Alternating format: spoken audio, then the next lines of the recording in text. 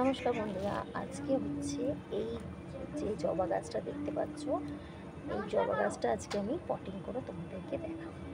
ঠিক আছে, চলো তাহলে তোমরা দেখতে থাকো। দেখো, আমি এখানে মাটিটা তৈরি করে রেখেছি। তো বৃষ্টি হওয়ার ভয় আমি বালতিতে রেখে দিয়েছিলাম।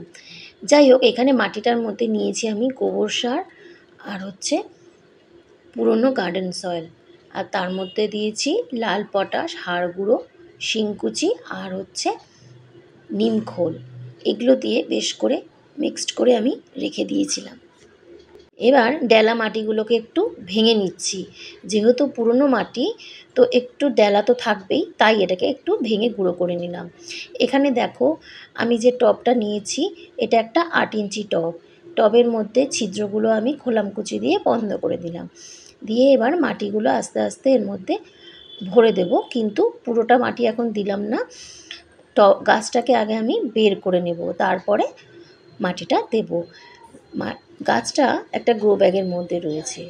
আসলে এটার মধ্যে নেট পট রয়েছে। আমি এর আগে যখন বার করতে গেছিলাম তো মাথাটা ভেঙে গেছিলো, তো সেইটা একটা বড় গাছ করে নিয়েছি, কিন্তু এই গোড়াটা রয়ে গিয়েছিল, তাই আমি গ্রো ব্যাগ থেকে আর বের করিনি। গ্রো ব্যাগের মধ্যে থাকা অবস্থাতেই এই ডালটা আবার নতুন হয়েছে। দেখো, এখানে একটা মেক্সিকান রুয়েলিয়া হয়ে গেছে। যাই হোক, এই গাছটাকে আমি ফেলবো না, এই গাছটাকে রেখে দেবো আলাদা করে। এখন আমি তোমাদেরকে দেখো বের করে দেখাচ্ছি। দেখো, এখানে নেট পটটা রয়েছে। এই নেট পটের মধ্যেই গাছটা, শিকড়গুলো বাইরে বেরোতে সবে শুরু করেছে।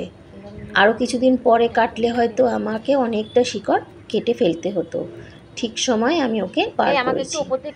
এই নেট পটগুলো আমাদেরকে ফেলে দেওয়া উচিত, কারণ গাছগুলো বছর 2-3 ভালো থাকে। আমরা তখন বুঝতে পারি না, আমরা ভাবি যে ভালোই আছে, কিন্তু সময় যেতে যেতে শিকড়গুলো যখন বড় হয়ে যায়, এই নেট পটের কারণে গাছ কিন্তু মারা যায়। এটা আমার নিজের অভিজ্ঞতা থেকেও বলছি, এবং অনেক জানাশোনা মানুষদের কাছেও আমি শুনেছি যে নেট পটের কারণে তাদের গাছ মারা গেছে।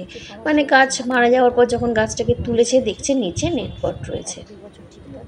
তো আমি তাই কি করি, যখনই গাছ নার্সারি থেকে আনি, গোড়াটা আগে একটু চেক করে নিই। যদি নেট পট থাকে তাহলে সেই গাছ আমি নেই না, আর যদিও নেই তো বাড়িতে এসে কি করি, গ্রো ব্যাগ থেকে বের করে জলে ভিজিয়ে রাখি। 1-2 ঘন্টা ভিজিয়ে রাখলেই সমস্ত মাটি গলে যায়, তাহলে নেট পট থেকে বার করতে খুব সুবিধা হয়। তো দেখো, এখানে মাটিটা যেহেতু ঝুরঝুরে, আমার একদম অসুবিধা হলো না। নিচের দিকে শিকড়টা কিছুটা নষ্ট হয়ে গেছে, একদম শুকিয়ে গেছে, হয়তো পচে যেত, কিন্তু যেইভাবে হোক ও বেঁচে গেছে। আমি এই জায়গাটা একটু পরিষ্কার করে দিচ্ছি। এখন গাছটাকে আমি বসিয়ে দেব, কিন্তু জানি না নিচটা যেহেতু পচে গেছিলো, ও বাঁচবে কিনা আমার কোনো সিওরিটি নেই, তবু আমি ওকে বসাবো।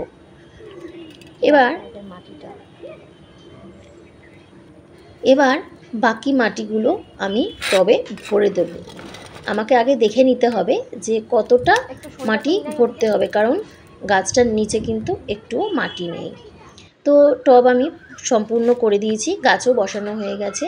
যেহেতু সন্ধে হয়ে গিয়েছিলো, তো আমি আর ভিডিও করতে পারিনি, তাই তোমাদেরকে গাছটা বসানোর পরের ছবি আমি দেখাচ্ছি। দেখো, আমি বসিয়েছি কতটুকু ডাল। ভিডিওটা যদি ভালো লেগে থাকে তো পাশে থেকো।